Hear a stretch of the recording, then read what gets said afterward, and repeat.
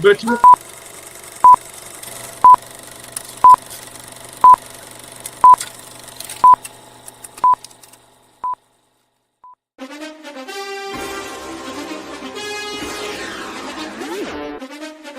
Combustion.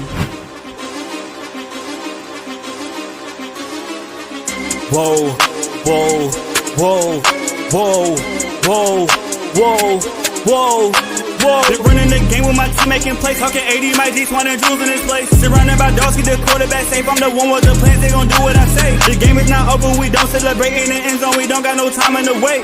H-Town run down, we don't premeditate. We just go and get to it, we got them on skates. If the game going to overtime, kicking the overdrive, we gon' be first at the finish line. Play looking full, but I finish mine. Can I get second? We gon' line up like it's dinner time. We put in work till we get us a ring. Super Bowl season, we running the scene. H-Town the home of the realest that breathe. Keep your face down when you talk to the king.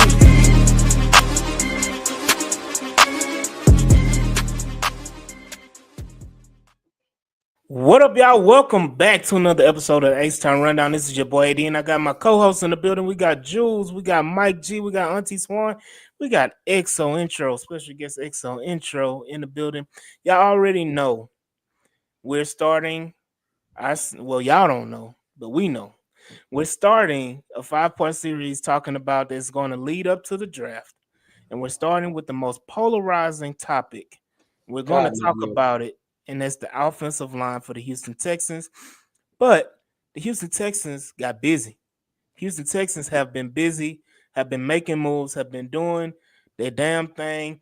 Like Larry Payton is saying, Casario is cooking with propane gas. DQ Nick is cooking today. Frank Z. Yeah, we're going to talk about it, man. The future looking bright for sure, DQ. Hey, breaking news. Breaking news, and we're going to talk about it. The Houston Texans have extended Danielle Hunter with a 1-year extension worth up to $35.6 million. Mm-hmm. What's the guarantee on that, Mike G? Guarantee most of it, damn near all of it. Similar to Stingley. Yep. Again. Yeah, Mike, I thought you had that, man. You can't. I did. Hold on. Okay. Oh, here's the deal. Stop touching shit. Yeah, here's the deal. The Texans have agreed to a 1-year extension for $35.6 million. That'll make him the second highest paid defensive end per sources. Hunter will make $32 million this year, a $12.5 million raise, and a $55.1 million, with $54.1 million being fully guaranteed over the next 2 years. Mm-hmm. There you go. Well, I mean, he had 25 guaranteed this year. So right. So that's why they bumped up $12 million to say, hey, man, we love you. You're an H-Town guy. We love your past racial winning situations. We love you as a defensive end. We're gonna go forward, and we're gonna make you the second highest paid defensive player of all time. There you go. What are y'all quick? Go ahead, Mike. Go ahead. No, I was just gonna say from front of the pod, Tom Pelissero with that news. Mm-hmm. Yeah, that's a commitment right there. What you got, Jules? Oh no, that's a good layup that we cited our sources. Yeah, you cited them. Oh, okay. So we won't get dinged, huh? That's right. No, Facebook be tripping sometime, and YouTube be tripping sometime. They gotta make sure we give credit where credit's due. So what do y'all think about the extension? No, it's a very interesting extension. To be honest, I don't know how many years he had left on his actual contract. This was his last year. This was last year. So they just trying to shore up one of the defensive end positions heading into this season and possibly next season. In the words of Mike in the group chat, it's another Casario 2-piece special. There you go. But this is fully guaranteed.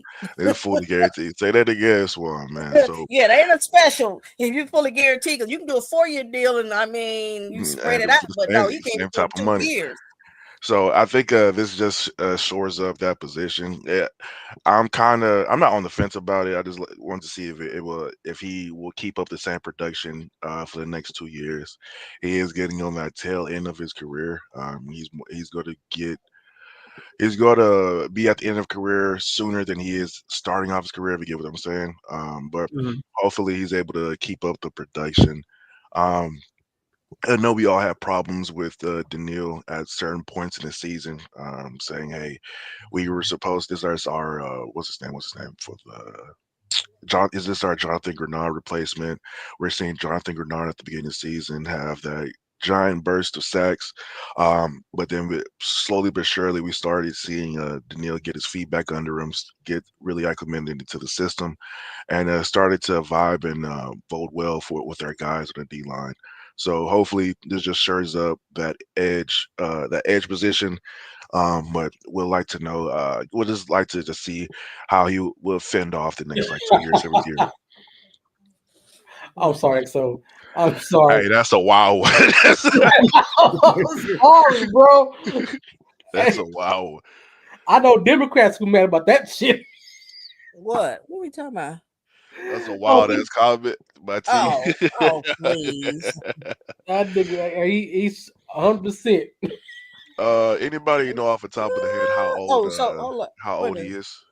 30 years. He'll be 30. He'll be 30. He'll be 31 mid-season. Okay. He's 30 now. So we got him up to his 33. Hold on. So we've watched other players still keep while we are assuming She talking about be on the tail. Huh? Am I echoing or something? No, go ahead. Oh, no. My thing is, this was his first year in this system, getting his feet. I mean, with D'Amico, and we saw that previously. The second season, guys look a lot different playing his system. I thought, like you said, towards the tail end or mid-tail end season, everything picked up. I expect for him to come in here and pick up right where he is. I just think it's a very good 1-2 punch for him and Will. I don't have a problem with the $55 million that he's getting for 2 years. It's this year, next year. Hopefully you are drafting his replacement this year or next year. And you just can't continue to, next year. So go ahead, Swan. We'll finish. You know, when you do that, you throw off a train of thought. I hate you. No, the reason why is that I'm looking at the comments as well. Go ahead, Eddie. Finish. Go ahead. You thought. So, to all the people that said Will Anderson is going to get $30 million when he gets his extension, I think not, my friend. You're getting that. Oh no. He's getting 40 plus. If it was always, no matter what you did with Hunter, he was gonna get. That's what I'm saying. It didn't. That's why this Hunter contract just shows people that was saying he was gonna get 30 or 32 or 30, even 35. That like, come on, be realistic. Hey, can you put Brandon's I'm on there real quick? Hey, Larry, you got to spell swarm right. There you go. Fix it. There you go. What are you talking about? This one? No. When you said we didn't have money for that one. Oh yeah. You went through a bag at a busted guard tackle that went to a guard and giving the bag off of one season. Come on, bro. We got to do better than that. Hold up. His thing is, played with 4 of the best guys there are, and playing for the best O-line coach there is. Come on, man. Because I guarantee you, I won't say guarantee. He is not going to look exactly the same with the Chargers that he did with the Eagles, because the Chargers don't have. They got one other guy, Joe Alt. They got Slater. But the other 3 guys on that line ain't the Eagles.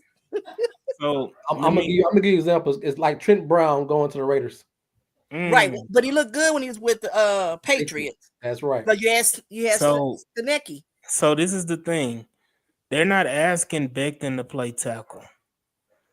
He don't see that guard, but he doesn't still have the other pieces. But that's right. But that's the point, is that Becton is trying to, I don't know. I really don't give a damn about Mekhi Becton. I'm just being honest with Well, you. some folks were It is stuck what- on Mekhi Becton, and Because he's a goddamn name. I'm sorry, Brandon, but that's all he is at this point. He's a to me, name George that people Sand know. should have been the one you would want, because you know what he looked like on O-line, because he was here CJ's rookie year. You can say I seen what he looked like. Hold on. Hey, we got Becton- too much Texas Oh. news to go. Yeah, we got a lot. Gotcha. We Yeah, going down yeah. a rabbit hole. Right.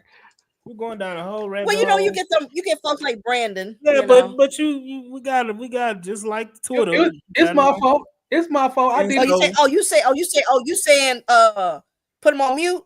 You know, Yeah, he mute the got- convo. Is that he what got you me. saying? Man, Brandon good, but also the Texans weren't done today. This was just the latest news that happened, but they also earlier signed left tackle Cam Robinson to a 1-year, $12 million deal up to $14.5 million to solidify the offensive tackle position for our Houston Texans.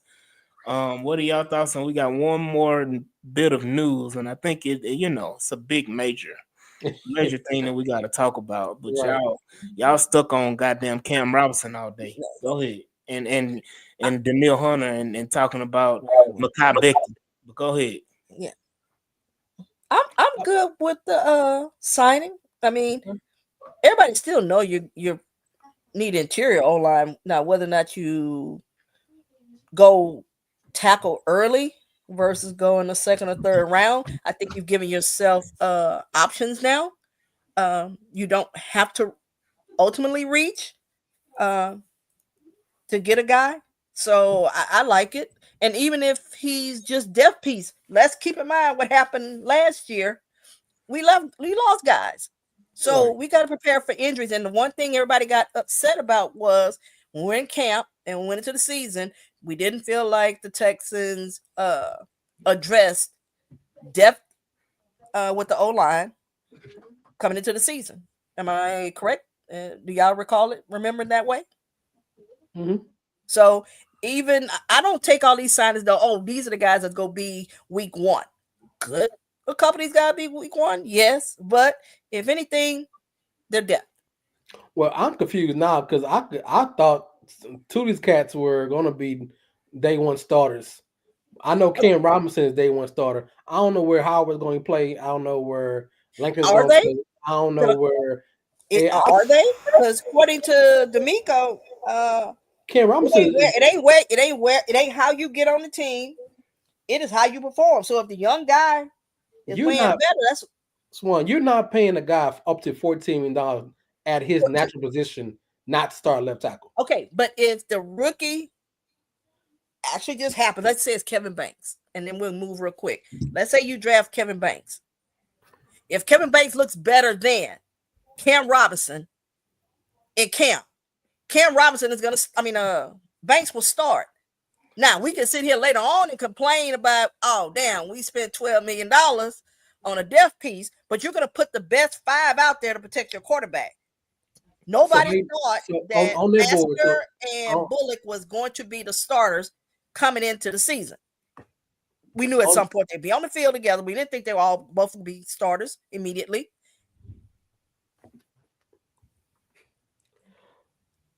Okay, so here's the question is, okay, when they drafting and they have a best player available and a bigger need than tackle, you still think they're going Kevin Banks regardless?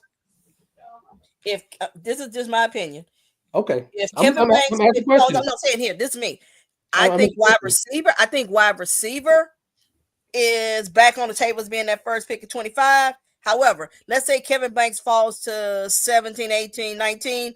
Oh, I think they will pick up the phone and make a deal. So you would trade up, even though that's okay. For that position, I'm definitely. We're gonna disagree on that all day long. No, you only got so many picks. Okay, we're gonna get another tangent. We can say that for later on conversation. Next, AD, because we're gonna get on a tangent. Yeah, because I think there's a bigger needs at this point. You got 3 tackles on the roster at this point right now. Hold up, but nobody is here more than a year other than maybe maybe. But don't them signing these kind of guys and getting down there tell you they're going for it this year and next year? No, but if these were 2-year deals they were signing, I would agree with you. But we're right back where we was last year, again this year when you do the 1 year thing. You're back to, I got 20 plus free agents. Now I got to build out this roster. If we're to build continuity with the O-line, I need to know you got guys that are going to be here more than one season. Okay, we're gonna agree to disagree. I don't think that's the case. I think Cam Robinson is a stopgap player, to be honest with you. That's what I'm saying. And so why would I not, if I have opportunity to draft a tackle So that falls? Well, this is the thing, because I know we're gonna talk about it later. I don't think that this is a super deep tackle draft. I think Exo said it on the space earlier. This is a deep tweener draft. Versatile guys that can play both guard and tackle, like a tweener guy. But if you want, I'm gonna say this: my left tackle needs to be a left tackle, left tackle only. I don't need you. Oh, he can play guard. Oh, he can do this, and that. So if that's the case, and that's what a lot of these guys are, because I think the guys that we would potentially be able to get are probably not going to be there, other than outside of Josh Simmons, and we have to see what the pro day looks like. So, because if he's struggling in that pro day, now you just go ahead and mark him off, right? And now you go to next year. Right. But we'll talk about that later. Yeah. We'll talk about that later. What's news, AD? Hold on. One comment. Brother, you got the order of events wrong. They signed Cam Robinson, then Golden came. So either way. They had, just so you know, signings like that happened a day early. So they had already signed, had the framework of a contract already worked out for Cam Robinson before Matthew Golden even came into the building. Pause. You know what? Come on, man. What was that? What was that he said? Pause. He's talking about the Casario trade and free agency. No, I'm trying to see where. Okay, I'm trying. No, you keep going. I just need to scroll to see what he said. Yeah, Larry, that's very true. Yeah. I think he tries to have. Well, I'm just gonna speak to that. Yeah, you don't want everybody to know what you're gonna do. No, it's mostly you don't want to go into the draft having to reach or having to draft for need. You want to go into a draft like, hey, if this player falls or these group of players fall at this section that we're at, we are comfortable choosing an array of players. Or if we get into the draft and hey, the guys we wanted at the specific position is not available, we're okay. We can be serviceable for the rest of the year with the guys we have on roster. So yeah, that's very true, Larry. So the last piece of news, we haven't talked about. I think it's the biggest news because we talk about the Neil Hunter getting paid, but this is the most important, biggest news is that Derek Stingley got his contract extension, 3 years, $90 million. Huh? You did that wrong. All pro Sting. Put respect on that boy name, man. Yeah. All pro Derek Stingley got his contract 3 years, $90 million with $89 million guaranteed. And look who decides to show up on seat time. I actually do work. I don't know if y'all know that. What did I say? What did I say earlier? I took a pause. Look, I work too. I took a pause from my full-time job. And I said, I'm coming here to give the fans what they want, the people what they want. They want Texan news and they want Texan talk, and I'm giving them Texan talk on the H-Town Rundown. Well, I'm not a part of the H-Town Rundown. How you doing, Big Sarge? I'm just a guest. Hold on. I'm just a guest on H-Town Rundown, but I'm a permanent guest on the Sports Talk with Big Sarge show and that Texans Happy Hour and the Locked On Texans podcast. Jules, are you plugging? Wait, hold on. Hey, are you plugging? Do you know what AD does every day when I'm on? Absolutely. Absolutely. It's free. You only plug one. You plug all three of yours. Wait, hold on. It's free advertisement. I got you. I was going to introduce you. I'm going to mess with you. Ladies and gentlemen, boys and girls and children of all ages, y'all welcome, of course, Big Sarge from Big Sarge Media. Y'all also know Big Sarge Sports on YouTube and Locked On Texans podcast Monday through Friday, wherever you get your podcast. Where you can find them. Hey, Sarge. Stop all that. Hey, Sarge. And also, come back. Friend of the pod. Big Sarge is in the building. Yeah. You gotta do that shit right. There we go. I am doing it You right. got it I gotta. Man, Big Sarge Nah, media. Y'all. it's chaos. backwards. This is It's chaos. Hey, look, I'll put this one on. Hey, look. No, Hey, no, look, this one. no. I'm talking Hold about on. the right one. Hey, this is when I'm doing the show for free. Oh, This is when I'm getting paid. no, not that one. I'm not talking about that one. Yeah. Gonna put that real one back on. No. Hey, I'm look, not talking about that hat. what hat? That's not the right hat. The one with the H on it? Oh hell yeah, that's the no, one. I got rid of that one. That wasn't no real hat. That What? was like it was too floppy. It wouldn't sit up. I couldn't get it. Why to you sit didn't tell me? You Swan, No, Swan, we're not about to have a segment about this goddamn hat. We ain't talking about no hat. We ain't about to well, waste good. I not can put the 1 red minute hat talking back about no on. hat. Hey, look. No, I'm hey, sorry, you keep going tangents. I'm sorry, it's the girl in me. It's the girl in me. Hey, wait. Forgive me. Wait, hold on. Time out. First of all, Don't start. hey, look, they got rid of DEI, so I gotta come on here and say hello to White Mike first. Hello, White Mike. How you doing? Good. How about you, Sarge? I'm doing great. And now, not only do I have to talk to White Mike because DEI gone, I got to talk to Jules because he got him a white woman when he came back from Iowa. Hey, Jules, how you doing? What a white woman at, Jules? Whoa. Back in Indiana, where she was. Oh, Indiana. Hey, Indiana, it's not with an eye. It's not with an eye. Wisconsin, they That's all the the I same. ended A. Get your facts straight. Hey, so Hey man, first of all, thank y'all for having me, man. I really appreciate it, brother. absolutely. Thank you for joining us because we got a little beef to cook. But before we get started on that, for sure, because I want to talk about this Timu Laramie Tunsil that Nick just signed. Hey, we just talked about it. We're gonna talk about it. Oh yeah. What did you say? You liked it, AD? I don't disagree. Why would I disagree on this? He's a solid tackle, but I don't want to go backwards. Let's move forward, and we'll circle back. I'm playing catch up. I mean, one of the things that you talked about was the penalties with Laramie Tunsil in the 19. Cam had 13. Okay. That's improvement. That's improvement. Y'all are killing me right now. Y'all killing me right now. Hold up, did I make no? Hold up, got on here? Hold up. Did we make him the highest paid tackle twice? Hey, look, hold on. No. You okay, go ahead, Swan. I'm asking. Can you ask that question? Did we make him the highest paid left tackle twice? Yes. All right, then. Did we make Cam Robinson the highest paid left tackle? You gave him you guys gave him up to 14 and $14.5 million. No. It's up to. He got to earn that. It's 12. Okay, well, 12 is still too much. No, excuse me. Did I make him? What Luther Vandross say? Never too much. Never too hold much. on. Let me ask you a question. Hold up. Let me ask you a question. Hold up. When I make you the highest paid left tackle, and my guy is getting hit 63 fucking times, it wasn't because of Laramie. He was the goddamn C on this shit. No mind. I'm sorry, y'all. We're gonna go off on a tangent. Sorry. He played. He gave up 2.5 sacks for the whole season. AD's role. That's okay. You and AD need to talk. Cam Robinson gave up 7. You know what?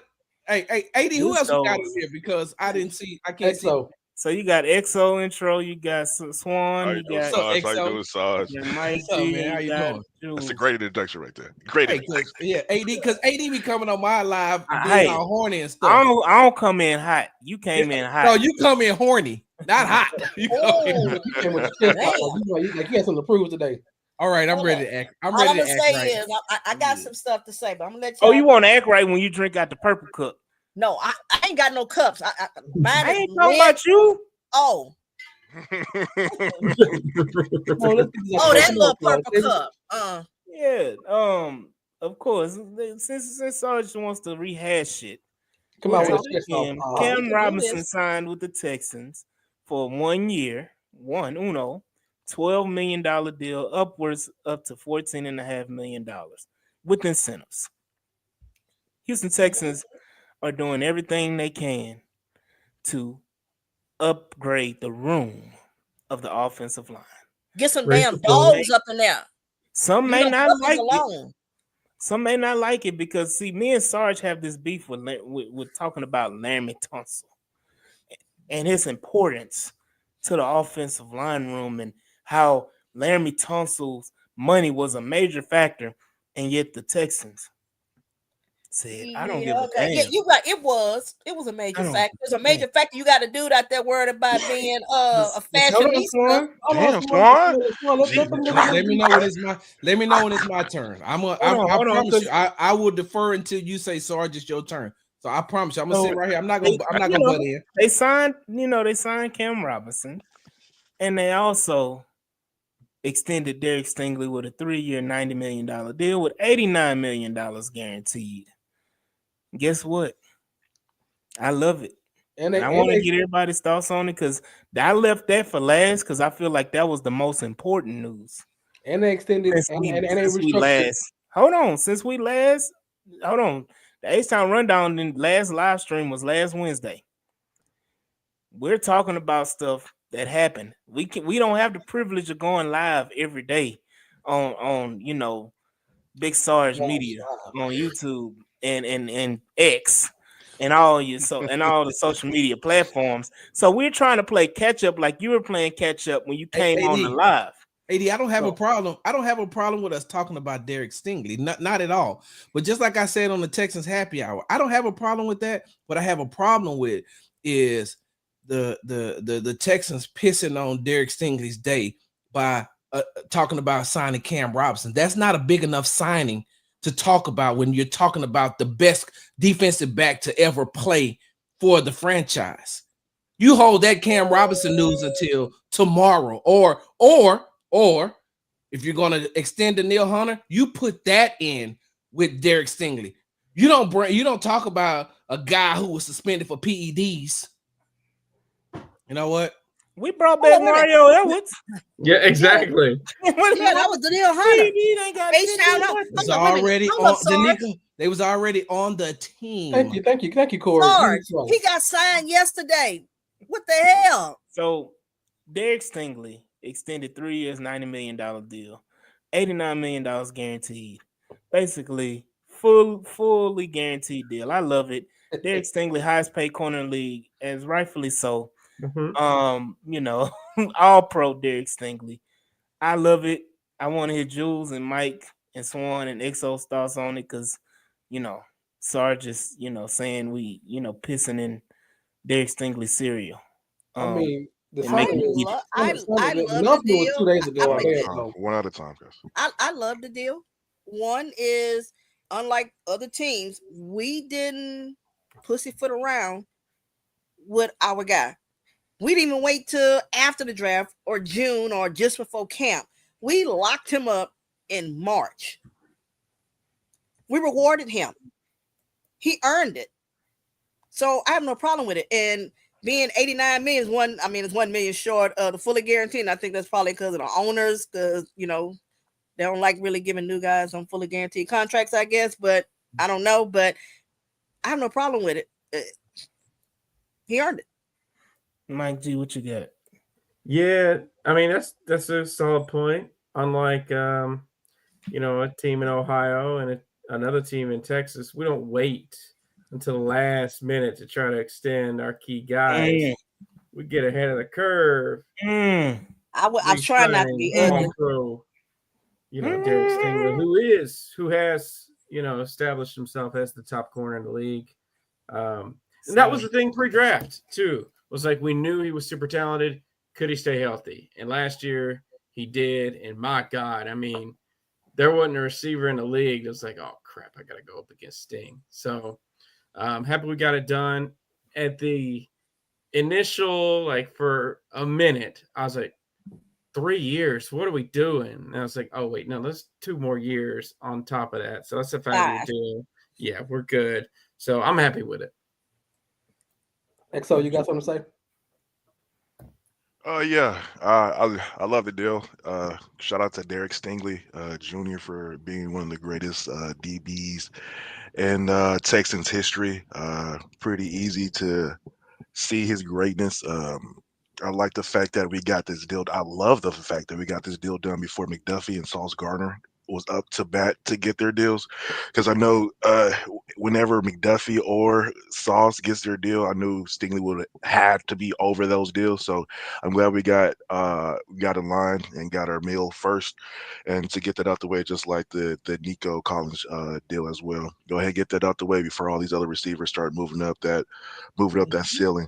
And thank you, not thank you. Shout out to Derek Stingley for being just a great guy, great leader. You can thank him. Okay.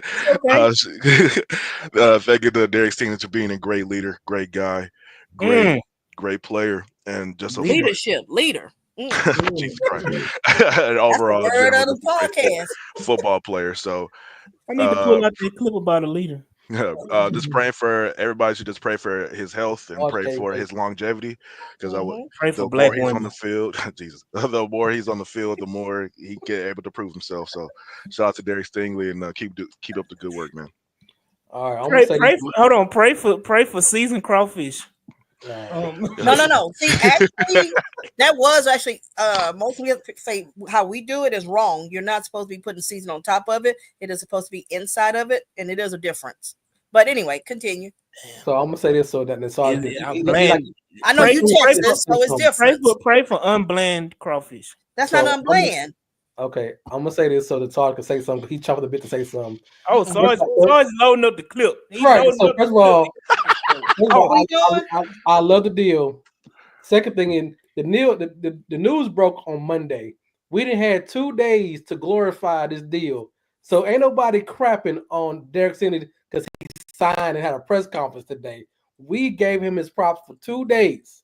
So signing Cam Robinson does not diminish the fact that this man got paid, and that whoever signed today don't stop them paychecks from on him, so he don't care. He got it paid. Why would I listen to you? You the one that AD talking about eating unseasoned crawfish when you was in Indiana. That is not the truth. Damn. I showed the white folks how to do barbecue. You showed them, AD. He showed them. I did my stuff when I was in Indiana. I showed them how we do it in Texas. I represent. Okay. Well, you really weren't representing. So go ahead and get shit off. So you like you showing the chest all out. So you say what you gotta say. So you had them saying once they go black. You know what? Don't go on a train with Sarge, okay? Don't get that boat with Sarge. AD, what movie was that? Where was it Don't Be a Menace while drinking your juice in the hood, where the dude was like, and the brothers need to blah blah blah blah blah, and then the white lady walked up and was like, yes, my princess, my Nubian queen.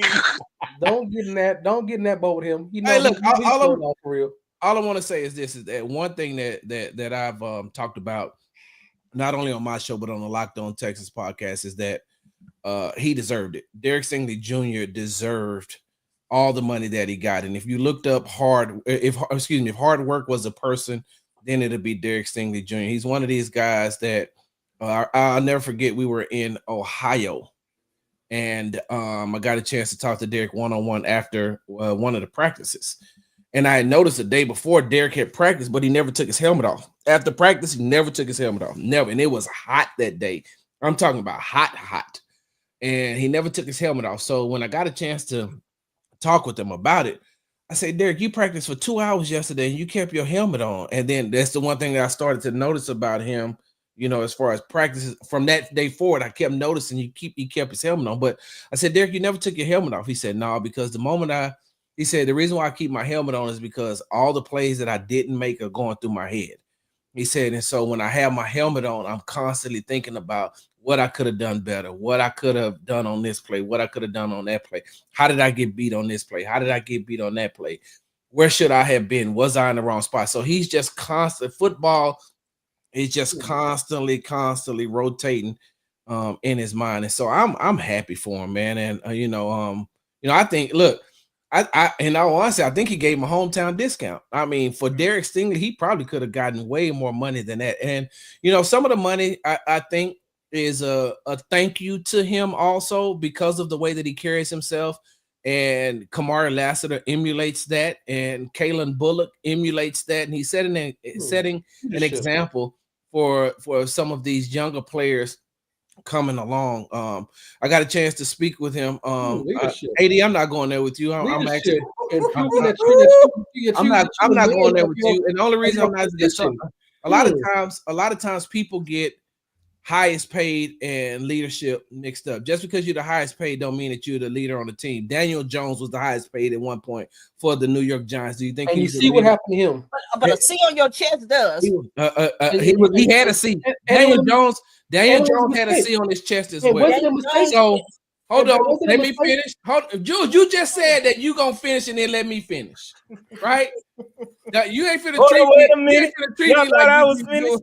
The woman of the house. Bring up Daniel Jones like that was the biggest mistake of all time. Okay. Yeah, so all I'm gonna say is this, right? All I'm gonna say is this, right? And I'm gonna use this as an example. In the military, when I was in the military, I had a lot of leaders in my unit that didn't say a word. Only thing they did was lead by example. You know what they constantly got done? They constantly were called out by the chain of command for what they done. And I'm saying to myself, I ain't heard this guy talk in 2 weeks. But anytime anything needed to get done, he's going out there getting it done, or whatever the case may be. So listen, I'm perfectly fine with nobody agreeing with me, but you know, unlike Jeremy Branham, I was actually there, and yeah, I'm taking a shot at Jeremy Branham because he decided to take a shot at me while he was on. He said just because Sarge is in the inside doesn't mean he's got inside information. How would you know, my guy? You're never inside anywhere. So, with that being said, I heard that. Derek, right? Like, but bro, have a conversation. In order to have a conversation with me, then you got to come to a Texans practice, at least a practice. OTAs, my guy. Rookie minicamp, something. Just come to something. As I digress, I don't want to take away from Derek Stingley like they did with the Cam Robinson thing. So I'm happy that Derek Stingley got his money. That's how you feel about Thompson not showing up to mini camps, mandatory situation, training camps, preseason games. That's how we felt about him too. You know, I just got one. Lead by example. We're not talking about the games. We talking about practice. And it showed when he was trying to cheat. Hey, so I got one I'm quiet. request. I know Sarge is talking about Jeremy Branham and showing up, you know, to practice and everything. I just request that, you know, since I feel like I'm an integral part, you know, as far as the community of the Big Sarge Media Corporation, and I'm asking, you know, where's my day pass to Texas practice? You know, when Sarah gonna get it before you do, but that's crazy. That's crazy. That's wild. You gonna take the AD? Woo! On your podcast, on your platform, on your platform, AD. Do y'all know what AD does when he come on my show? Do y'all see what he does? He wrecks the comments. White Mike, am I lying? I mean, hold on. I haven't looked lately. You getting the mics mixed up because the mic that be commenting all the time is racist goatee Mike. Wait, hold on. We don't all look alike, all right? But Mike, so wait, hold on. No. So Mike, what you're saying is that you don't support the Sports Talk with Big Sarge show? Oh, of course I do. So that means you gotta like, share, and subscribe. So you know how AD is. Anyway, getting back to Derek Stingley. No, I'm really, in all honesty, y'all, I'm really proud of I'm really proud for Derek Stingley Jr., man. And it was, you know what the most exhilarating part from that press conference was today? The greatest part is watching his dad. Just look at him, man. Like just looking at him like, you know, my son has made it, but damn, he made it. Like he's made it. And so that was the best part. And he said that without his dad, he wouldn't be where he is. So, you know, like I said, I know I laugh, joke, play around, or whatever the case may be, but I'm really, really proud of Derek Stingley and what he's done. And, you know, it's one thing to hear him speak in front of camera. I don't think that does him justice because he really doesn't like talking in front of the camera. You know, but if you can pull him to the side and you say, "Hey, can I record you?" He'll tell you everything that you want to know and need to know. So he did very good with the pivot. Oh, that's because his father was right there. Yeah, right. I'm gonna keep my Now, comments. see, I got a comment. Yeah, I'm gonna keep my comments to Yeah. myself. We gonna love Derek Stingley, man. Derek Love Stingley, him. great, Love great, him. yeah. Don't- You know, That's a great handler though. That's a great. My bad. Romanus. Mm. Romanus said, No, he not as old as Sarge. No. He's saying me and Sarge both are PV graduates, you know, and how, you know, I They thought sit together. PV does produce productive people, and I Mm. just assumed Mm. that you would give the day pass to another productive Panther. Mm. AD. But you AD. know, Hold on. AD. Wait. AD. Hold on 1 second. Hold on. I'm just putting it out there. Hold on. I'm Putting it out. gonna bring our off the record conversations on the record. Mhm. Hey, AD. Somebody be calling you, right? Somebody be letting you know, right? Mhm. Yee! Yeah. All right. Mhm. All right then. Damn. All right, on the next agenda. Hey. Mhm. All right then. But yeah, let's get to the beef because we got a lot to talk about. We need to get to this O-line talk with Okay. Exo. We brought the expert Exo in. So we can talk about the offensive line, the moves that they made, and the expectations going forward. You know, of course, signing Cam Robinson, does that change your draft plan? All of those different things. That's why we're having two parts.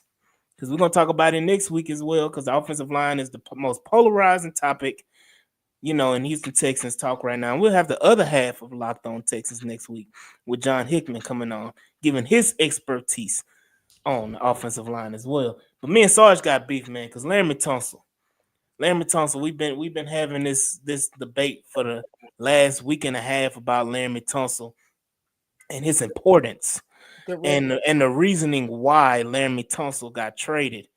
And Sarge is, you know, I'm gonna say this. Sarge is harping. I'm trying to say it correctly. He's harping on the fact that Laremy Tunsil was getting paid $25+ million a year to play left tackle for the Houston Texans, and that is the main source and reason why Laremy Tunsil got traded. Do you agree with that statement, Sarge? I agree with everything you just said. And so I'm gonna say this. I disagree. I disagree with that comment. And I'm of the belief that money shouldn't be an object, especially an obstacle, especially if this is one of the best tackles in the NFL and a pillar of your franchise. You don't trade away pillars of your franchise because of a dollar. If you want a guy to stay on your team, you make a way. You find a way. And that is my argument, is that Laremy Tunsil didn't get traded for money. Laremy Tunsil got traded because he's soft. Amen. Laremy Tunsil got traded because he's not who we all expected him to be. He's not a guy to take hold of Kenyon Green, grab him up, and say, YN, get your shit together. He's not. How do you know that, AD? You know why I know that? Because you didn't see it. Because I talked to his daddy. Because you talked to who, daddy? Henry. I talked to Henry too. Mm-hmm. But he got a What person. he say? Huh? Look, I just talked to Henry. I talked to Henry too. I'm not because one of the things I won't do is I won't bring our Henry and our private conversation on here. And I mean, we two old men, so we be talking about fishing a lot too. But God, man, that doggone catfish out there in that lake, you ain't got. I'm telling you, boy. No, I just, it's just the point of the expectations and the product on the field didn't necessarily live up to what he was paid. He was paid like a Panay Sewell, and he didn't perform like a Panay Sewell. He was paid, like a Lane Johnson, and didn't perform like a Lane Johnson. He was paid, You And they saw that's the offensive line for the Detroit Lions. Yes, the offensive tackle. Yes, the offensive tackle.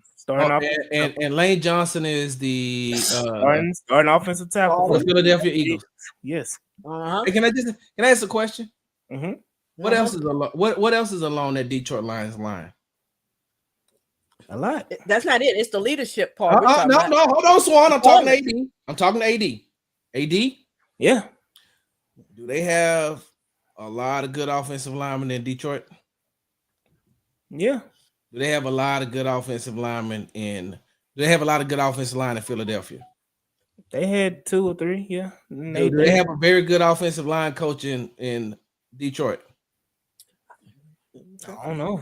Okay, hold up. Okay, I'll give you one. So you go try to do that. Do they have a very good? Do they have a very good offensive line coach in Philadelphia? Oh, the yeah. best. The best. Got the best. Well, I'll give you another one. I'll give you another one, Sarge. If you want to go there, he doesn't play like a Trent Williams, and they don't have a great He old do line play like coach. Trent Richardson sometimes. Well, I'll put it like this. What did that great offensive line do this year in San Francisco? No. Hold up. No. When Trent plays, they play better. When he is not there, they play bad. The difference is whether Laramie is on the field or not, the old line doesn't look any much different. Trent Williams is not the reason that the rest of the offensive line plays better. Yes, he is. No, he's not. Yes, okay. Well, I'm always gonna let me address this, AD. Let me say this to you, AD, because and you know, all y'all on the show, y'all know, y'all been knowing me for a very long time. Y'all know me. Y'all know I don't go on nowhere to flex unless I really don't like nobody. So if I don't like you, I'm a flex. Sarge don't like us, y'all. I'm just telling you. And look, if I about to pull out a big flex right now. if I don't like you, I'm gonna flex on you. But y'all know I like y'all, and so I'm prefacing my statement by saying this, AD. I get into this conversation from a place and a point of privilege because AD, I have the conversations with the other offensive players in the room, not just the offensive linemen. I'm in the locker room and I talk to these other players. No, Laramie isn't the rah-rah guy. Laramie isn't the snatch you up type guy. Laramie isn't that. But do you know who talks to Laramie on a consistent basis? CJ Stroud. Their lockers is right next to each other. You know who else talks to Laramie on a consistent basis? Jalen Petrie, because his locker is right next to him. They come to him and talk to him. Now, with that being said, and I said this before. What do they talk about though, Sarge? Because I got a feeling him and Tunsil talk about pants situations. Who? See him and CJ talk about, the type of pants they need to go buy. See, I'm trying to be serious. You trying to joke. We are. But I'm saying that to say this, that Laramie isn't a rah-rah guy. And don't get me wrong. I've went on my show and I've also said that Laramie, if Laramie had Kenyon's run blocking ability, he'd be an all-pro. But he does not do well at run blocking. He does very well at pass blocking, which is why you can't discount the fact that he only gave up 2.5 sacks, 2.5 out of the 67 sacks last year. When you go and I put it like this, when you even look at the last game against the Kansas City Chiefs, I mean, hell, they brought Dalton Schultz over to his side, and Dalton Schultz messed up everything. He gave up 3 sacks coming off that side. So don't get me wrong. I'm not saying that Laramie is the best offensive left tackle in the game. I'm not saying that. There are other, yes, because there are the others in the game that can do that.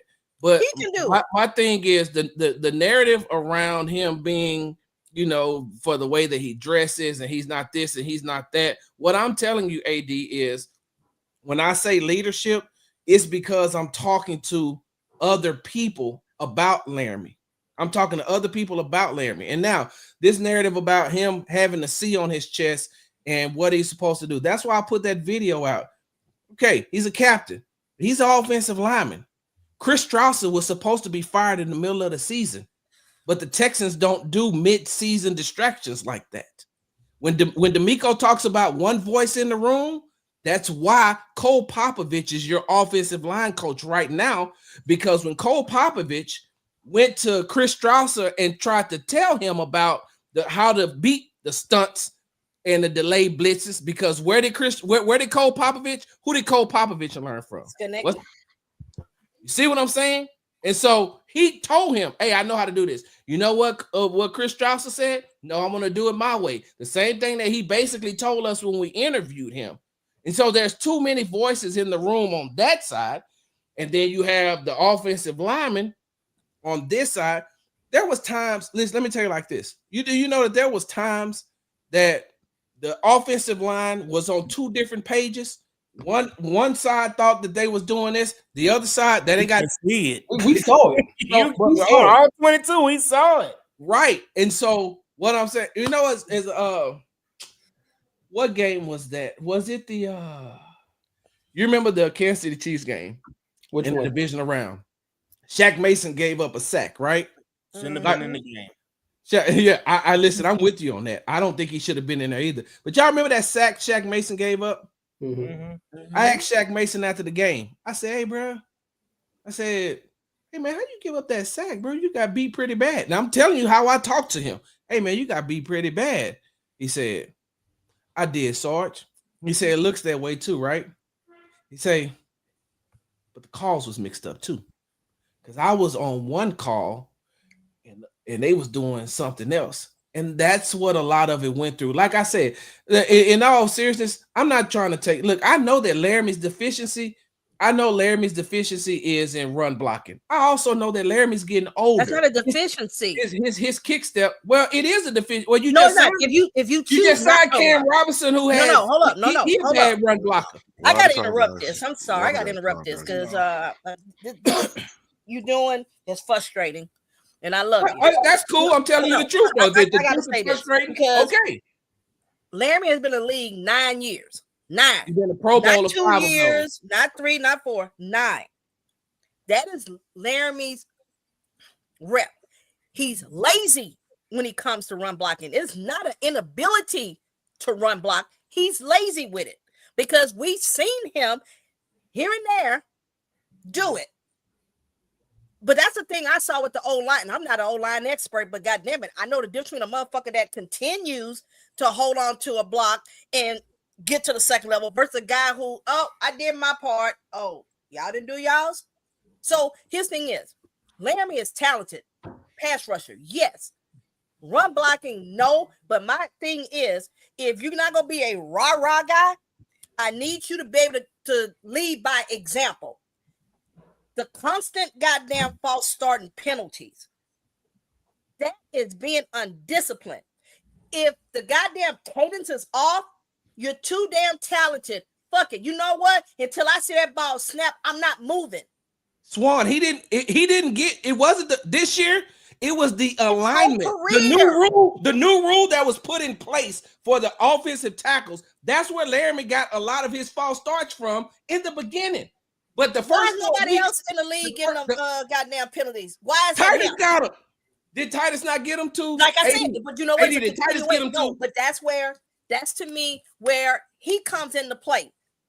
Offensive lineman we're talking about. First 3 to 4 weeks, fine. You know what? We're trying to get some continuity. You can't have an O-line still doing the same shit. That don't make sense to me. That's not leadership. So let me go back. And football may be different than quote unquote corporate America, but I'm just going to say it point blank. You can have a title and be called a leader. However, if you don't demonstrate that, I cannot consider that good leadership. Just because I call you a leader don't mean you're a good leader. Doesn't mean that he is leading by example. I think all the guys in the locker room like Laramie. I'm not saying Laramie a bad guy. I am just saying he's a piss poor leader, especially with our young O-line.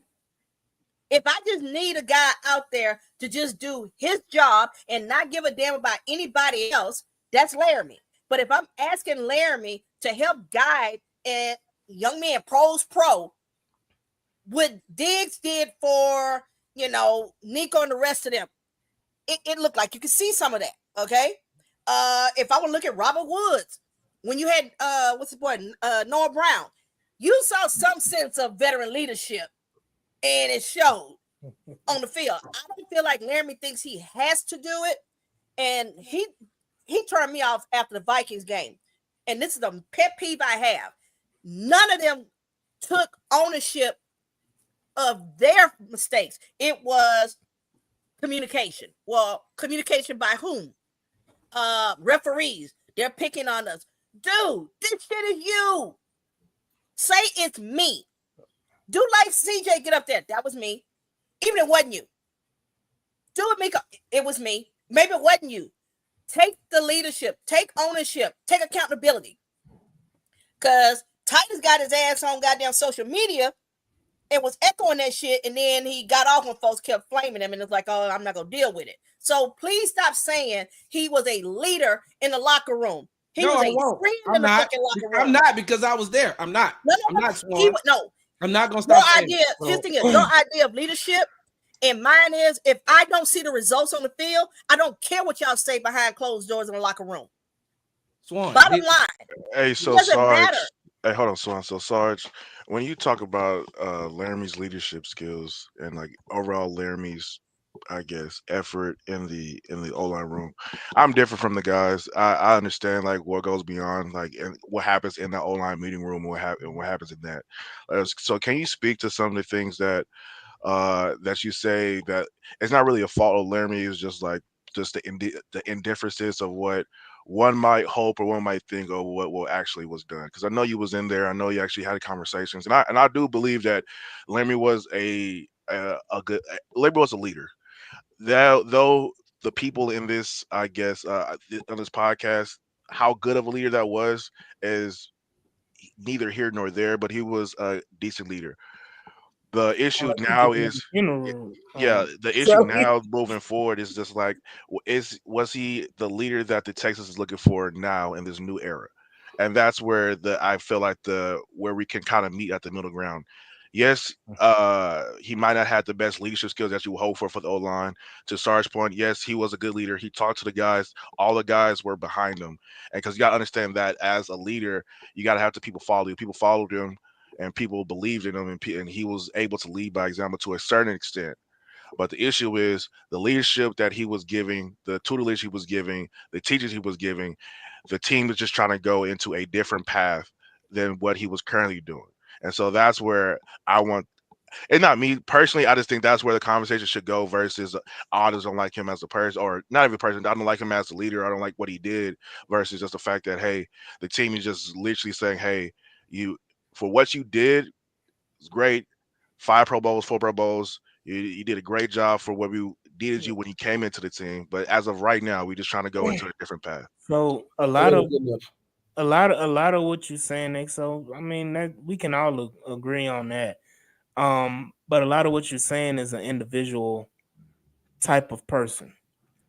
It's and my thing is that's what it comes off as when you say things like that, is that he's more about LT than he is about the team. And of course, behind the scenes, that's probably the exact opposite. But the way it comes off and the way it's presented is that he's a me first guy. Is that I'm just saying the way it comes. No, I feel you on that. I feel you on that one. My thing is more so as though like the false starts and those pre-snap penalties, that's a selfish act. But to say that he's just a selfish player, he wasn't a good leader, that's a different conversation we need to have. He's selfish in his fact of like he wanted to get a faster set versus the other guys on the line. That's a selfish play over the course of time. The first two, the first four, I could give you that. But the other 15, the other 12, you kind of so because you know they're calling it on you. You know that's going to do. You know they have it out for you if they have it out for you. So it's up to you to adjust to that. You didn't adjust until mid-season. Then it got a little shaky there at the tail end of it right before the playoffs. So I just believe they just wanted to go in a different direction. Y'all hit it on certain points. Hey, I need you to be a raw guy. Hey, I need you to grab some of these players under your wings. Hey, I need you to be that tone setter in the room. We all know that is not a Laramie thing. If he was the number 2 guy, number 3 guy, maybe perfectly fine. But since he's the head guy, back to the point, the team is trying to go into a different direction in that room. I need my head guy to be that. I need my head guy to do that. And so just pointing on moving forward is just like that's just the case at hand. I mean, and giving it back to you. Going back to Mr. Optimistic talking about he's a vet. He don't do anything extra. The praise you gave to Derek Stingley about him staying after practice, him doing the extra things, him being in the weight room already after signing a 3-year, $90 million extension. Not saying that Laramie doesn't keep himself up or do what he needs to do, but again, I've been to training camp and we've seen, even last year, this past training camp, Stephon Diggs staying after practice with, Derek Stingley and Tank Dell and Nico Collins and working with these guys and kind of giving them game. Whereas soon as that last horn go off, Laramie Tunsil is gone. Laramie Tunsil is not staying. He's not doing the extra. He's not doing, and that's the things you expect, because I can see Trent Williams doing that, staying after practice, helping the other guys, giving game to guys on the field, showing emotion. I know we don't see the side field, we don't see all that over there, but in public, if you do it in public, you do it in private. I'm the type of person, do what you do in private and public, especially when it comes to football. Now, I don't really know your face, because you got something. It sounded like you had a whole different tune or whatever, but it's just the point of, if you do it in public, I know for damn sure you're doing it in private. Laramie was coming off of a surgery as well, right? But it's not the first year. Previous year. Last year he was coming off a surgery, right? Hey, can I ask you a question? Which one? Because we need to nip it in the bud so we can talk about other things. Well, I want to get to Exo's thing real quick, but yeah. Hey, what if I told you that towards the end of his time here with the Houston Texans, JJ wasn't practicing like that either? Would you believe that? I believe it. Yeah, I believe it. But we know, but we saw. I just asked the question. I didn't. I ain't going into. No, but you're comparing. Hold on. Ask the question. Hold on. And I'm gonna say this. That doesn't surprise me, and I never considered JJ an excellent leader. JJ was selfish as a player. JJ was an individual, and all he cared about was JJ Watt and what JJ Watt wanted to do. And he said all the right things in the media, but JJ Watt was not a leader of that team. JJ Watt was a very selfish player. But he produced on the field. Swan, Laramie Tunsil produced as well. No, hold up. No. So, I'm saying this. Huh? It's a true statement. Like, he produced on the field, but he wasn't the best leader. Right, but I'm saying if you're gonna be the selfish guy, be the best goddamn selfish guy. Is what I'm saying. I mean, he was in one facet of being an O-lineman. JJ pass protectors in the league. Just didn't run back the best. Okay, so is that the only thing that we care about? Is that if you pass protect? I just said, like, you asked him to be one of the best, right? He was one of the best at pass blocking. He was a middle pack at run blocking, and if his whole thing is the top 10 tackle in the league. Like, he produced. He just wasn't a leader. We're moving into an era of the Texas football where I need my best guy to be a leader as well. Hey, Exo, can I answer your question? Yeah, what's up, Big Exo, I'm gonna say this. And to answer your question, I think that, so for me, this is just me. I think that the reason why it was time to move on from Laramie outside of the contract, because like a lot of people don't realize how much. You're correct. The contract is a thing in this happening.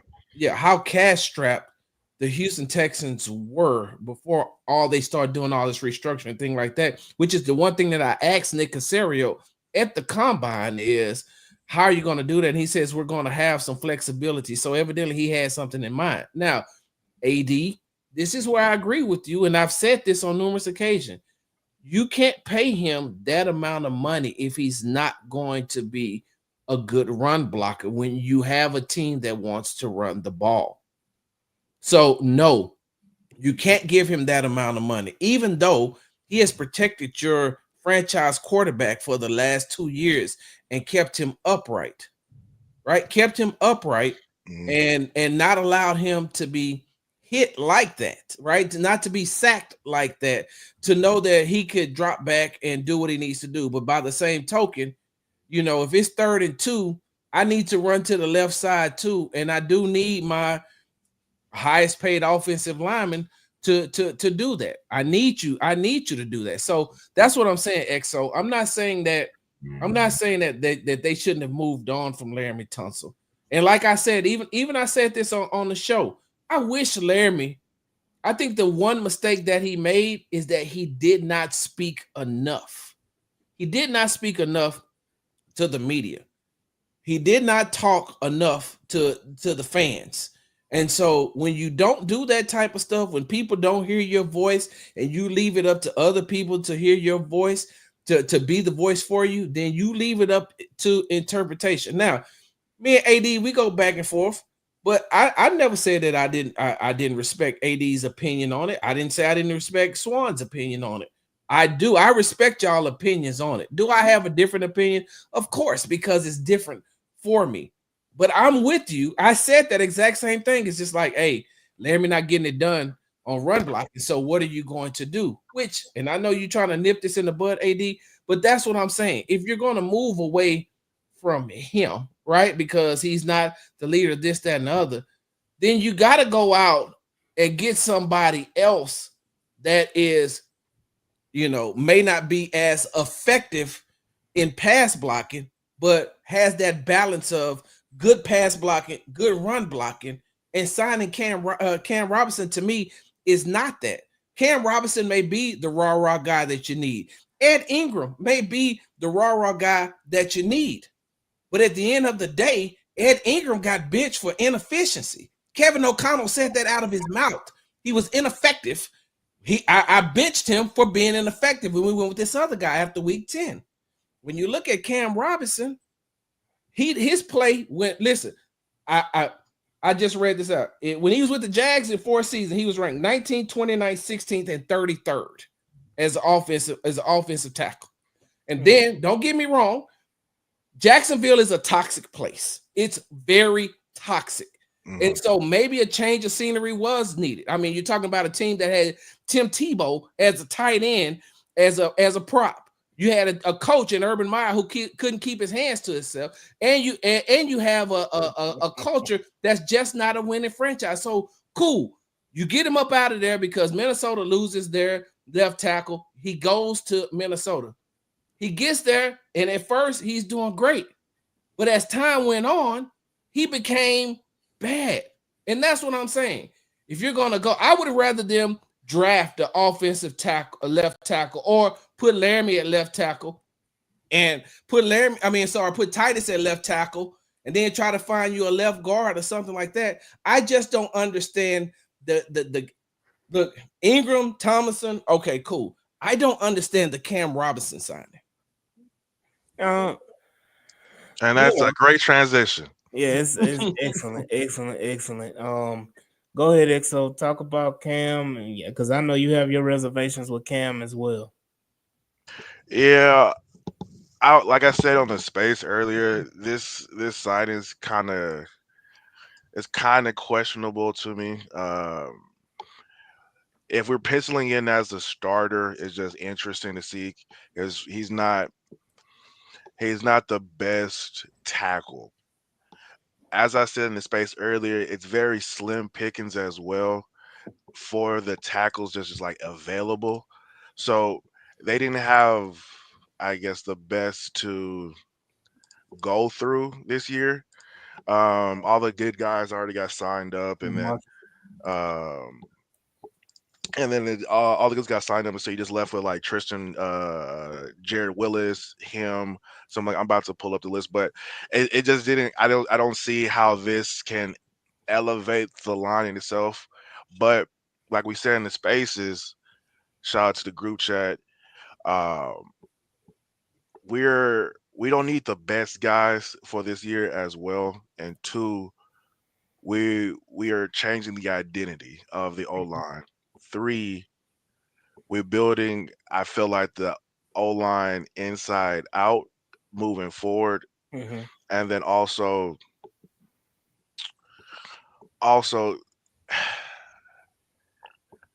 this is a stopgap player for 1 year, $11 million. We've seen what Blake can do. We see what Titus can do. We're going to insert this guy in to compete for a spot. We already pointed out that he's played 101 or 110 games in the NFL, all of them being at left tackle. So this guy's going to be competing for one of the tackle spots. We restructured Titus, so he's now not one of the higher paid tackles. He's just a highly paid O lineman.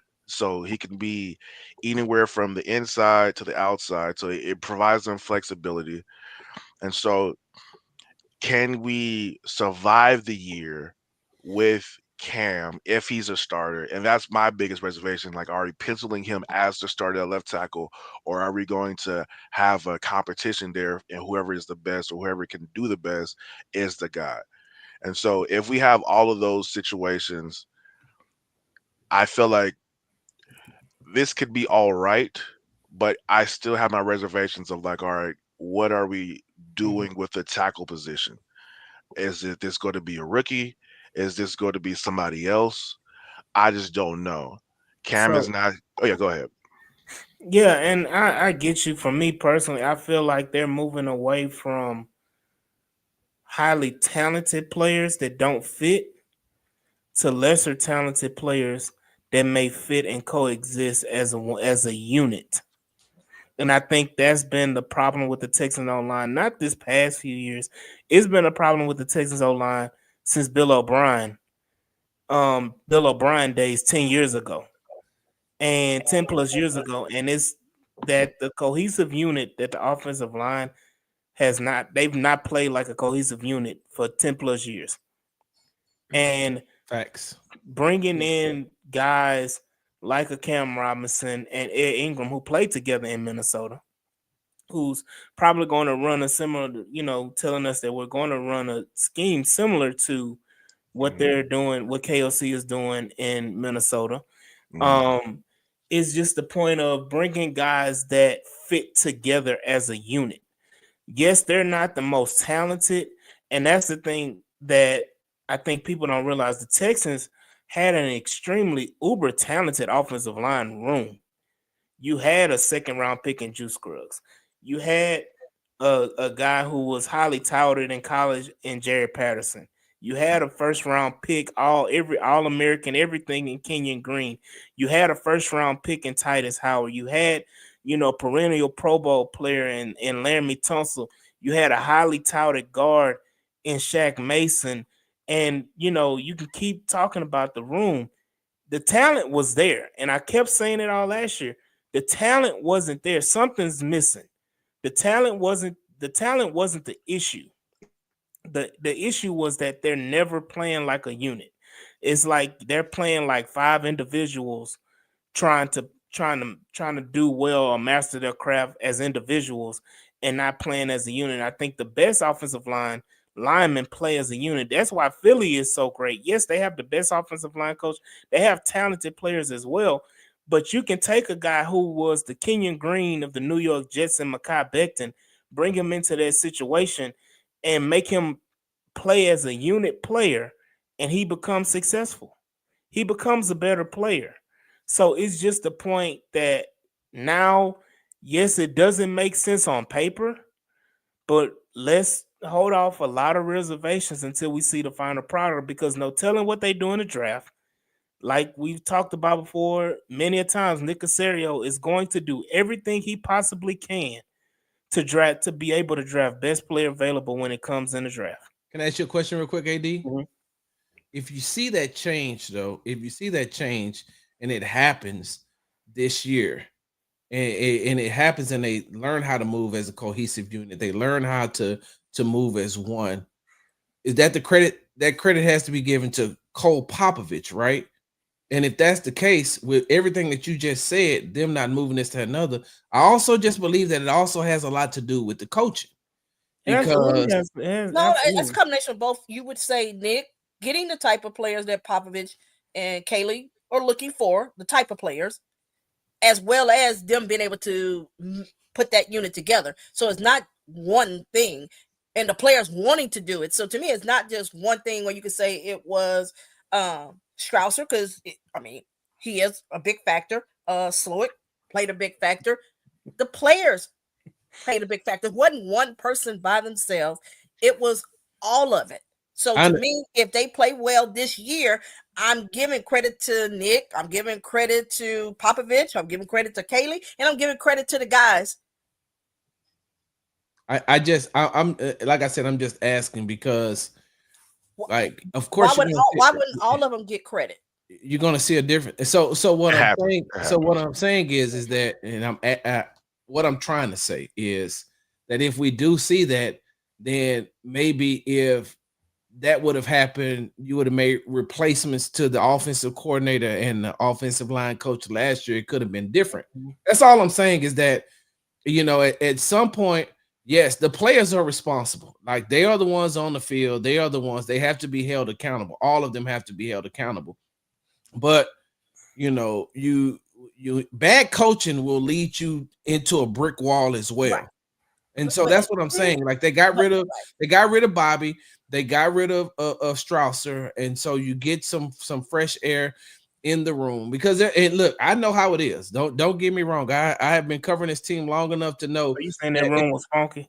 All I'm gonna say is this: I've been covering this team long enough to know that if the Texans start off 4-1, or if they start off 5-0, I can hear all of the, see, that's why we didn't need Laramie. See, that's why we this, that, and other. And I was like, what if it's just the culture and the plays that are being run? What if it's the different system? And, you know, I seen somebody put this up real quick about what if, you know, Kaylee can scheme these guys into doing whatever it is. Like, I can see that, but I can see that. I just need to see it. I can't put that much faith in Kaylee just yet, because I've never seen him do.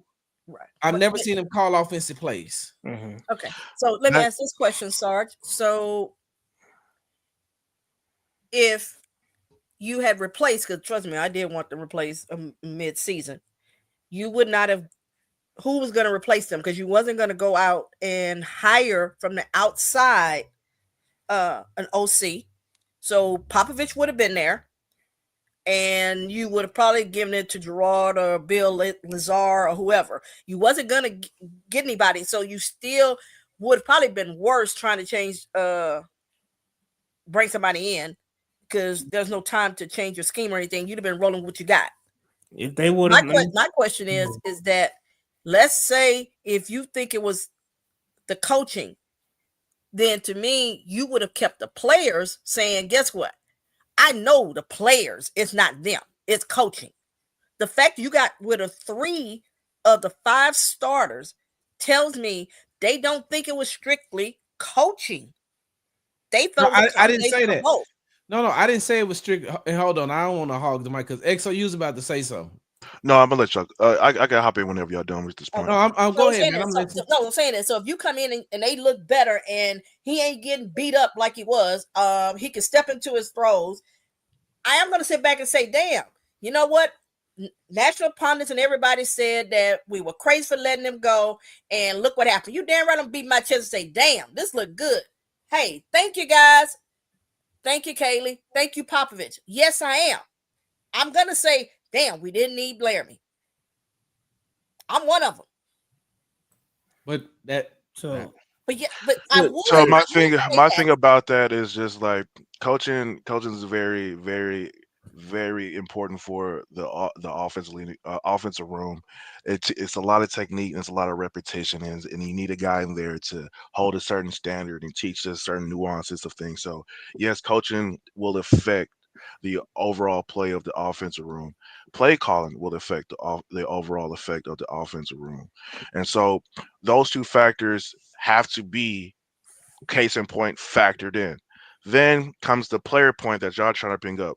Certain players probably just didn't fit, a la Shaq Mason, a la Kendrick Green, Kenyon Green, a la And Kendrick Green. and Kendrick Green, yeah, because he's not here no more, and then a la Laramie Tunsil. So I know we all said the statement, subtraction is addition by subtraction. So if we remove these players, change up how we coach certain things up, make more things more intensive, you can get an overall better play out your O line.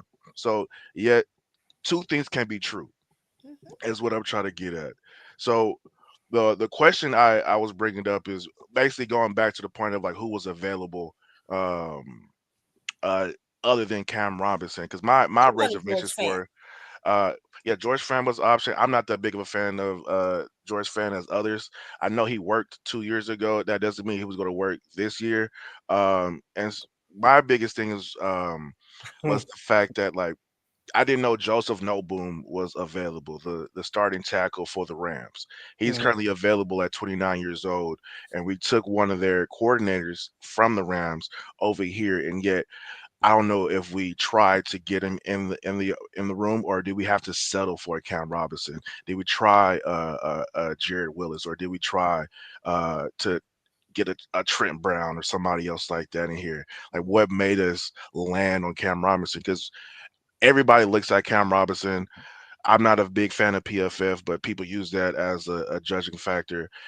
I like to watch the film, like, but film or PFF, Cam Robinson just doesn't look like a guy. So bringing him in, that's my reservations. Like, why him of all tackles? Why that guy? And then why pencil him in as a starter? I think this is my thing also. With everybody saying pencil him in as a starter, and everybody saying you don't pay him $12 million to come in and be a backup. If he gets beat out, he gets beat out. Mm-hmm. I mean, competition is competition. A la Henderson and Okuda last year with Kamar Right. Lassiter.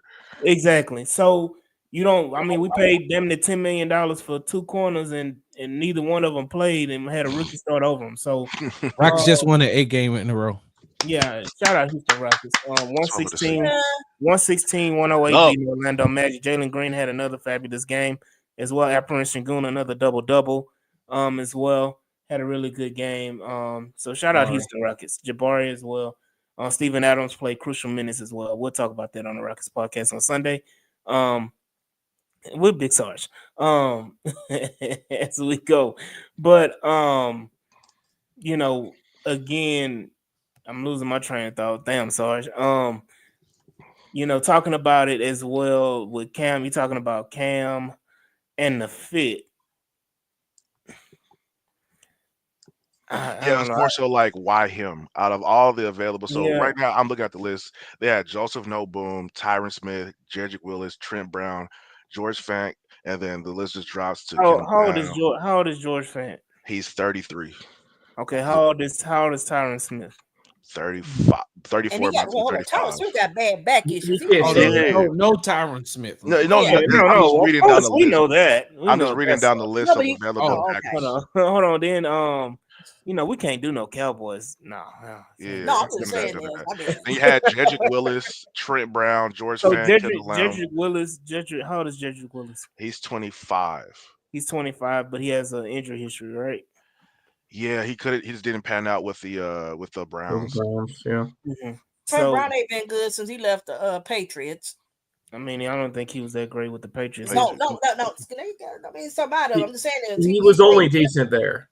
Anytime he went somewhere else, that's the only place he was. When he left there, he became ass. But Swan and Mike, that's to the point of like this whole Cam Robinson signing. You're we're just picking signing. ass. We're not even picking that. We're just picking decent players. We're not picking anybody great. We just need somebody good or decent.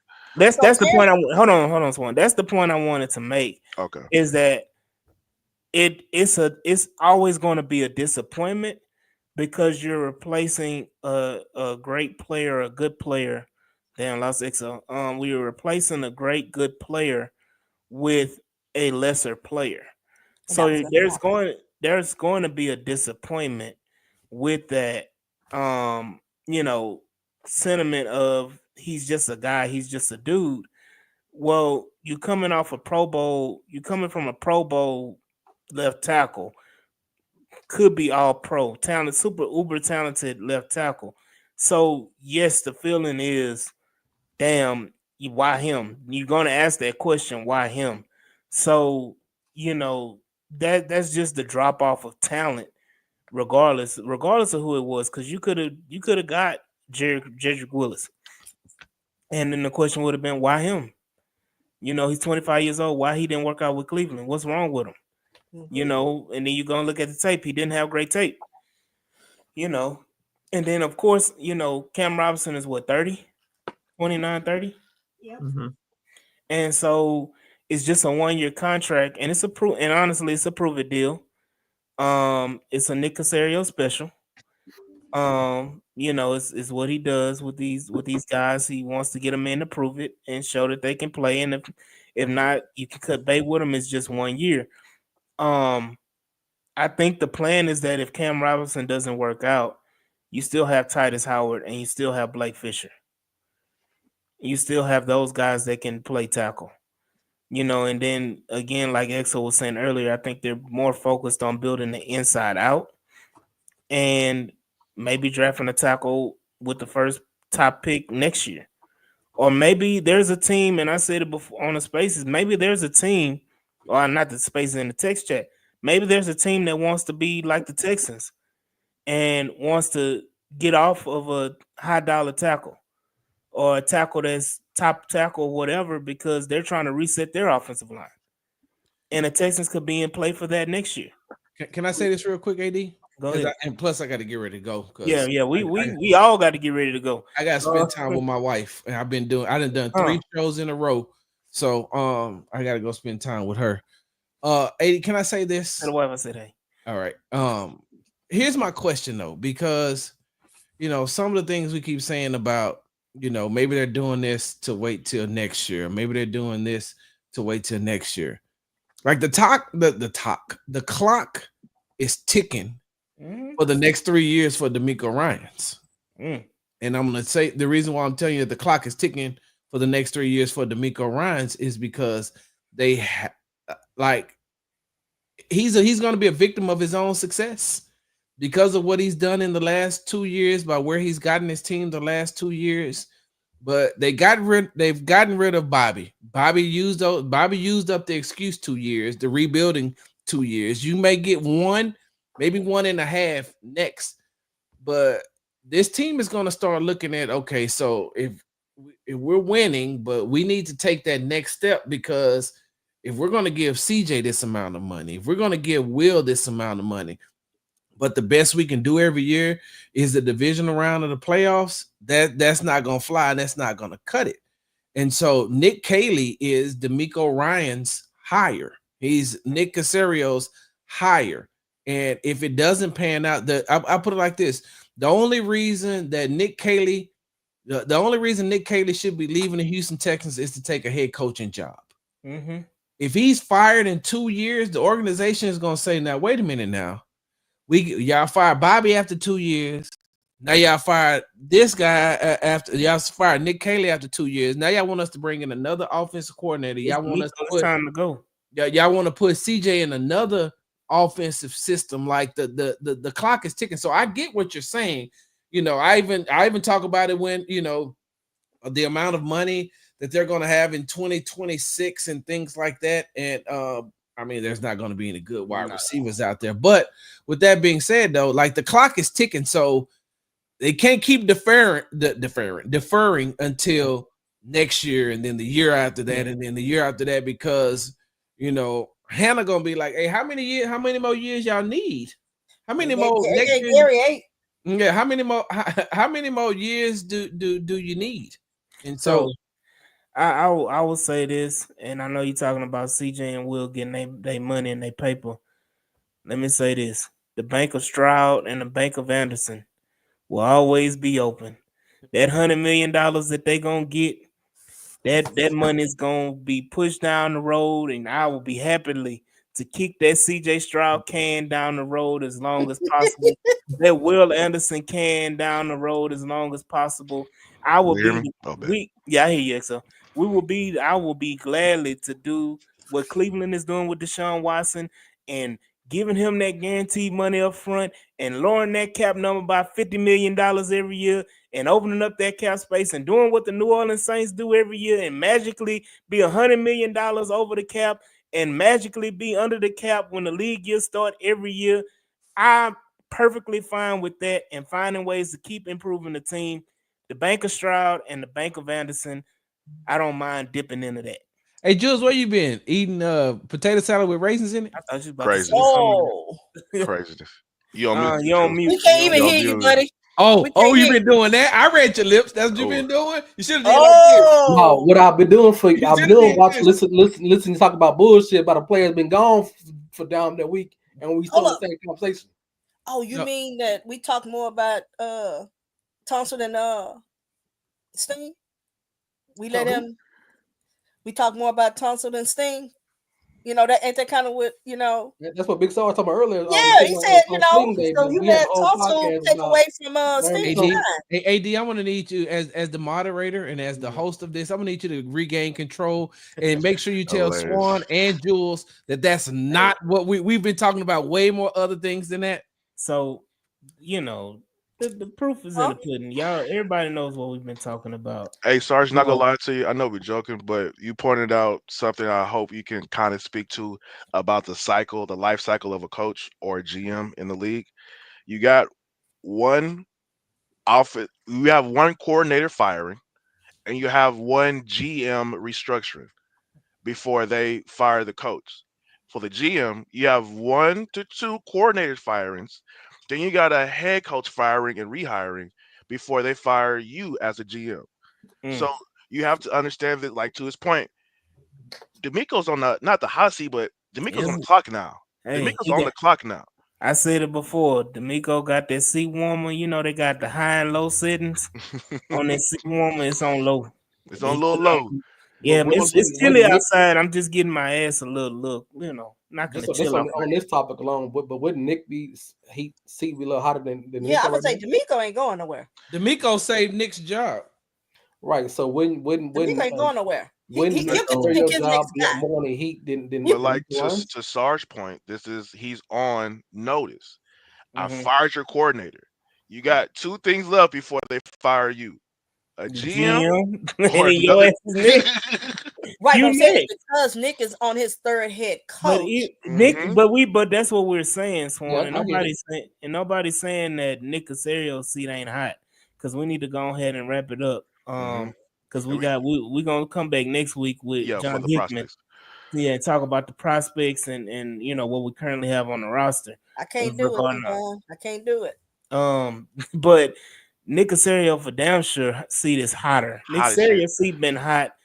You know, he been cooking. His ass been cooked. That's why he ain't got nothing. He was scared at the beginning of the year.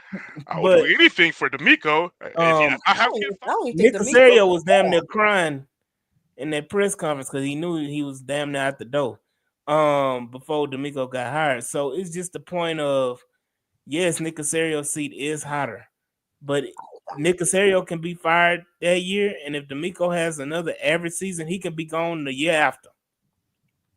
So we can say D'Amico ain't going nowhere, hometown boy, but at the end of the day, results matter. as long as This is stadium, a as long as that merchandise is being sold and the stadium is sold out, this is a result. D'Amico ain't going nowhere. This is a I result. disagree on that one though. I understand what you're saying, and I understand Cal is somewhat different than his dad in a way. But as long as you got the sellouts, as long as that priority list is what it is, and merchandise is what it is, as long as CJ and Will are here and they're still selling out. So this is the thing, Swan. The selling out the stadium and selling the merchandise didn't stop them from firing Bill O'Brien. But there was a difference. Players wanted him fired. That was terrible. Look, there was a difference in coming and selling starting out the stadium, hold up, and selling merchandise didn't stop him from firing Gary Kubiak. Hold up, you traded DeAndre Hopkins for but I'm saying is it's not. I'm counting your point that just because you sell out the stadium and you sell crazy merchandise does not diminish the fact that it's a results-based league. And if you're not, this team is built to On win a leadership. Super Bowl. On leadership by CJ Stroud, not Larry Tunsil. And they're built on leadership. They're built to win a Super Bowl. And if you don't accomplish that goal or even get close to that goal, I don't give a damn how much the fans love you. You ain't producing. You got to go. Speaking of got to go, I got to go. See how I segue? Right, Jules. I hope you enjoy your key lime pie, whatever it is, your fruit Key lime salad pie. that Apple y'all pie be is nice eating. too. Huh? Because you got sliced too over there too. Yeah, look, hold on. Mine is half Mexican. It don't matter. So, so I'm getting flour tortillas. And so you get tres leches. So you get tres leches. And so for sure, right? My got seasoning. You get that poncho red flag. My got seasoning. Hey, but I want to shout out. I ain't talking about I want to shout out Big Sarge. I want to shout out Exo. Exo, where can we find you and follow you? Am I following you, Exo, on because I dang sure need to follow it. Oh, you can find Exo on the Exo Intro on Twitter, as well. Sarge, where can we find you and follow you? I'm gonna give you that opportunity again. Make sure you follow me on the app formerly known as Twitter at Big Sarge with the Z at the end. Follow me on the Tick and the Talk at Big Sarge Media. Make sure you subscribe to my YouTube channel at Big Sarge Media. Make sure you follow me on Instagram at Big Sarge Sports with the Z at the end. Because we do everything for the gram. And make sure you subscribe to the Locked On Texas podcast. And make sure you subscribe to the Locked On Texas YouTube page. Jules, it was good seeing you again. White Mike, take over the trap. Hey, look, White Mike, don't be a stranger. Hell you ever say nothing. Hey, look, White Mike, don't be a stranger now the DEI is gone. And Swan, I always got love for you. Hey, Swan, they about to have a little something in that team starting in April, right? Okay. What part of April? Beginning, the middle, before the draft? Starting April 7th. Thank you. You're a season ticket holder, right? Absolutely. 30%. I was debating if I wanted to join the Texans. But I am a little upset about the hat. I didn't know you wanted this one. I would have gave it to you. We talked about the hat. Hold on. Hey, I'm talking about that offline. Shout out to my co-hosts, Jules, Mike G, Swan. Appreciate over 700 people watching us live. Go ahead. Can I say one more thing before I leave? No, because I'm about to sign off. Bro, I showed me. I ain't gonna even lie, bro. I miss Chris doing his time, bro. Yeah, I missed that draft time, bro. That draft time was his time. Even if he would fall asleep on the spaces, him and Swan. But I really miss Chris, man, and I'm glad. I may have to do one just for old time's sake. Like, I just want to tell y'all that y'all do an amazing job, man. I make sure that I try to catch as many shows as I can. The other night, when we were going back and forth, I was literally in the Rocket stairwell. I stopped in the stairwell so I could, talk back and forth to y'all. And man, I really appreciate y'all having me. I'm glad that I was able to come on, and I want people to realize and understand. Hey, look. It may sound like we going at each other, this, that, and other, but it's all out of love. That's all. It's all out of love. Yeah, for sure. And AD, I see your crazy horn ass tomorrow. Take your blue pill after the show, not before the show. But you know what I'm talking about tomorrow, right? Before and after. You know what I'm talking about tomorrow, right? Yeah. I'm talking about, hey, next man up, it should be Jalen Petrie that get extended. I disagree. Oh, hey, yeah, no, hell no. You disagree with Henry Toa, so I don't want to hear your. I don't think you can afford him. I think you can replace him with draft pick.